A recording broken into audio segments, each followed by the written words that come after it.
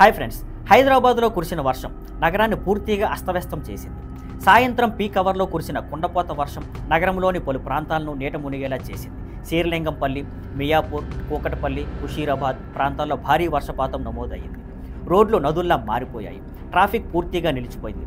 అన్ని ప్రధాన మార్గాల్లో వాహనాలు కదలకుండా నిలిచిపోవడంతో ఉద్యోగులు, విద్యార్థులు గంటల కొద్దీ ట్రాఫిక్లో ఇరుక్కుపోయారు. ముషీరాబాద్ ప్రాంతంలో నల్లాలు, డ్రైనేజీలు ఓవర్ఫ్లో అవడంతో ఇళ్లలోకి వరద నీరు చేరింది. ప్రజలు ఇబ్బందులు ఎదుర్కొన్నారు. ఓ దురదృష్టకర సంఘటనలో ఒక యువకుడు బైక్పై వెళ్తుండగా వరద ప్రవాహంలో కొట్టుకుపోయి మృతి చెందాడు. మరో 2 వ్యక్తులు గల్లంతయ్యారని పోలీసులు తెలిపారు. వారిని వెతికే పనులు కొనసాగుతున్నాయి. జీహెచ్ఎంసీ వాటర్ బోర్డు, ట్రాఫిక్ పోలీసులు వెంటనే యాక్షన్లోకి దిగి వాటర్ లాగింగ్ ఉన్న ప్రాంతాల్లో మోటారు పంపులు వేసి నీరు బయటకు తీసి పనులు మొదలుపెట్టారు. మేయర్ విజయలక్ష్మి అన్ని జోనల్ కమిషన్లు ఆదేశించి డ్రైనేజీలు చెక్ చేసి బ్లాకేజీలు క్లియర్ చేయాలని ఆదేశించారు.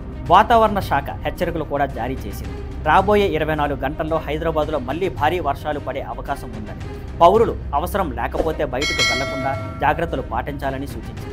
ఈ వర్షాలు మన నగరంలో డ్రైనేజ్ సిస్టమ్, ట్రాఫిక్ మేనేజ్మెంట్పై మళ్లీ ప్రశ్నలు రేపుతున్నాయి. ప్రతిసారి వర్షం పడినప్పుడు ఇదే పరిస్థితి ఎందుకు వస్తుందో జీహెచ్ఎంసీ ప్రభుత్వాలు సీరియస్గా ఆలోచించాలని ప్రజలు సోషల్ మీడియాలో డిమాండ్ చేస్తున్నారు. ఫ్రెండ్స్, మీ ప్రాంతంలో పరిస్థితి ఎలా ఉంది? మీరు కూడా ఈ వర్ష బీభత్సంలో ఇరుక్కుపోయారా? కామెంట్స్లో మీ అనుభవాన్ని పంచుకోండి. మరిన్ని వర్ష అప్డేట్స్, ప్రభుత్వ చర్యలు, వాతావరణ హెచ్చరికలు త్వరలోనే మీ ముందుకు తీసుకొస్తాను. See you on Skyfland networks. Thank you for watching. Please like, share and subscribe.